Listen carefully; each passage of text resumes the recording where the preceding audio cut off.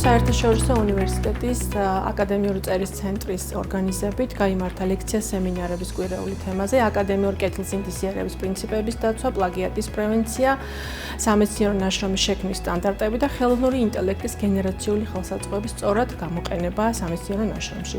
ლექცია სემინარებს ჩემთან ერთად უძღვებოდნენ უნივერსიტეტის აკადემიური და მოწვეული პერსონალი, უცხოელ და ქართულ მკვლევარებთან, ექსპერტებთან ერთად ჩვენ მიმოვიხილეთ სხვადასხვა მნიშვნელოვანი საკითხები, რომლებიც უკავშირდება სამეცნიერო ნაშრომის შექმნას. შედეგად მსმენელებმა სრული ინფორმაცია მიიღეს პლაგიატის პრევენციის მექანიზმების თაობაზე, სამეცნიერო ნაშრომის შექმნის მაგალითზე, ამასთანავე ხელოვნური ინტელექტის გენერაციული ხელსაწყოების გამოყენებასთან დაკავშირებით, მათ სიახლეები გავაცანით. აღსანიშნავია, რომ ლექცია სემინარების კვირეული მომავალში ტრადიციულად დაიგეგმება სტუდენტების ინტერესების გათვალისწინებით და მათი მოთხოვნების შესაბამისად, რაც კიდევ უფრო გააუმჯობესებს მათი აკადემიური წერის უნარჩვევებს და უზრუნველყოფს პლაგიატის პრევენციას.